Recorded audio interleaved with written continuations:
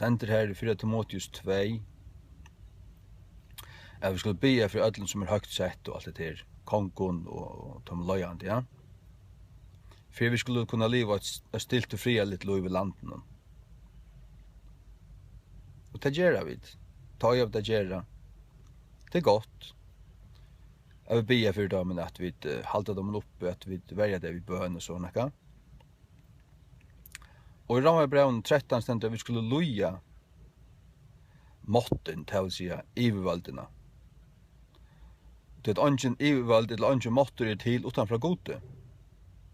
God seter måtten her til å si valdene, til å si ivervaldene. Han seter deg.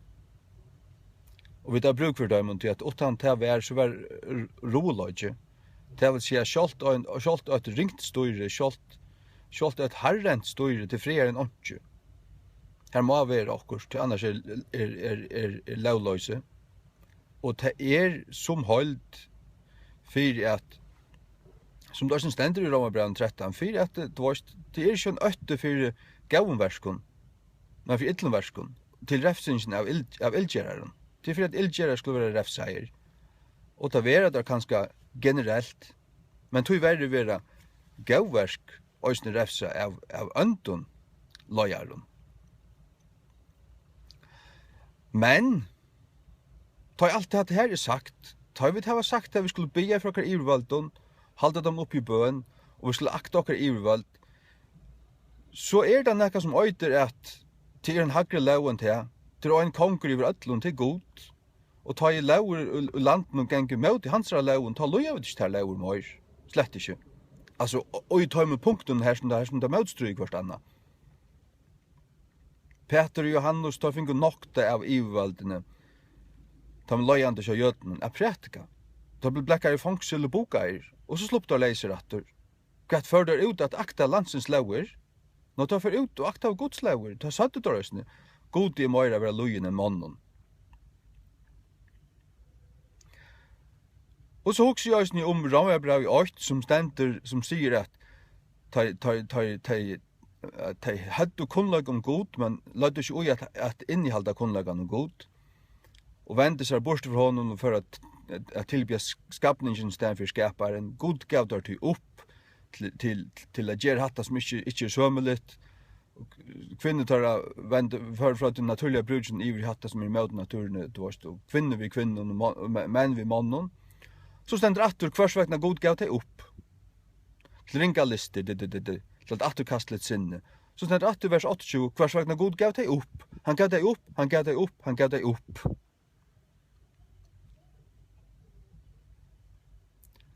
Hvis det tinges nu vil sett for å laudgjøa fyrir sodomie, så det ikke et ting som stand i 18-4.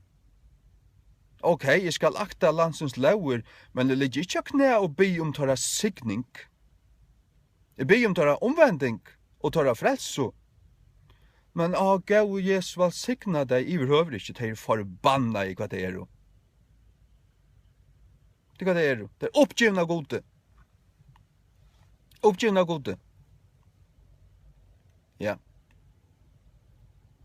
Og point er en god øyte stein er Sodom og Gomorra. Så stendte det om at god, han har hørt, han kjente, han har hørt råpi av tåra sint, og så sier han, jeg vil færa nyer nu og vite om det er så som jeg har hørt, samsvarende vi råpi av tog. Så sender han två anklar nyer og tar færa inn i Sodom og Gomorra, og enda så inne og vidja lott. Og medan der er her, så kommer en rikva mannen, alle mennene fra hver en herashottene, omringe huset omkring, og krever jeg kjenne at mennene som har kommet inn her, til å si at jeg har seksuelle omgang med dem. Og til å være akkurat det som Herren sa til, det var den synden som han sa. Han sa ikke annet enn det. Så det var det som var så ringt som han hadde hørt, og ikke annet. Det var ikke opplysskaper, eller nekka annet enn akkurat det at han ville kjenne det. Det var Sodom og synden, det er sodomi, homoseksualiteter. Og så stod mennene her og stod utenfor kvæt. Anglene blind av der. Og Halla og Lott og døtter hans og konen hans ut ur bøynen, konen hans vendt seg vi og gjør en saltstolpa. At det var ikke kjere, vendt seg vi, hennes hjerte var enn i Sodom åpenbart. Og kvært, og har en øyde steiner. Han øyde tar. Englene kommer ikke her og ber at hei litt knæ, du vet, nått og det, og ber øyde og anna at be for kongen og Sodom. Jeg vil øvrig ikke. Fer färger och hade en strika. Hade en marsk, färra färger i runt av marsk här. Vad skulle vi så göra? Jo, vi skulle be om att låna skulle vara så mycket fler att det är någorlunda samsvarande Guds ord, men ta det inte samsvarande Guds ord. Guds signing kviller ikke an landet ta det färg i marsk. Även så hvordan vi be? Så be vi Gud välsigna det som anstygt. Det gör han inte. Det gör han inte. Det gjør han ikke. Så ber vi det med Guds vilja. Men Gud velsigna så rydelig kvann godligan tinkmann i färgen. Og resten forbanna er. Måter venda seg må vi be om tara vekking, tara vakning. Men oi tara godleise støv be ikke om tara signing. Oi tara godleise støv. Ikke vi øyne og åre. Det gjør jeg ikke. Det gjør jeg ikke. Men vi må skølene må fære av. Og inntil ta så alltid av med prætika sannløygan. Og prætika sannløygan. Evangeliet. Og annars alt Guds råd, alt Guds år. Og det rekker så ødel. Men hese falskjen her i ferden om striken at det herda. Det er herda sitt hjärsta. Akkurat som faro. Han herda sitt hjärsta. Det er et store slag som nå er. Det er å fara oss store. Vi herda om hjärsta. Og det kommer herdast. Og Guds folk kommer skiljas på seg ur. Det er nekka som jeg trykker vi på. Vi skulle skilja okkur fra hessen patchen her. Jo, be for dem om tåra frelso, men ikke om tåra signing. Jeg vil øver ikke. Jeg ber om Israels signing, men jeg ber ikke om Syrio signing. Og Irans signing. Jeg vil øver ikke. Løyerne i Syria og Iran, alt dette patchen og nummer, det kan takk og venda seg om. Og gjør det nekka som helst for Israel, må Israel splatta det. Splatt, bang, bomb. Sondru saman, alt heila lorte. Sondru saman, dum, bom. Hvis du tar gjør nekka for Israel, og det atler det seg gjøre. Ja, så for Israel å bomba atomverset tja Iran, og så krutsk. Ikke til at Israel vil krutsk, det vil jeg da slett ikke. Israel er nøyt å bomba atomverset tja Iran, annars atler Iran å bomba Israel. Så sånn er det her. Hvor Iran finner atom, tar vilja tøyna Israel. Så at Israel fyrir bomba, det er bare sjálfforsvær. Men hatt forstenda så godles humanisten er ikke. Det har et myrkja sinne. Forstand ikke? Ikke.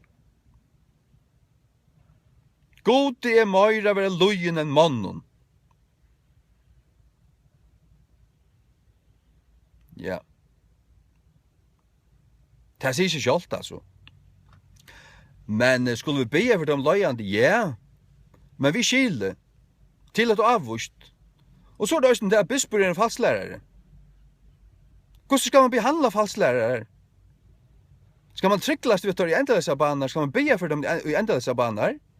Når Guds ord sier til at en falslærere etter henne fyrst og ære og anmenning avvus, stendt Titus.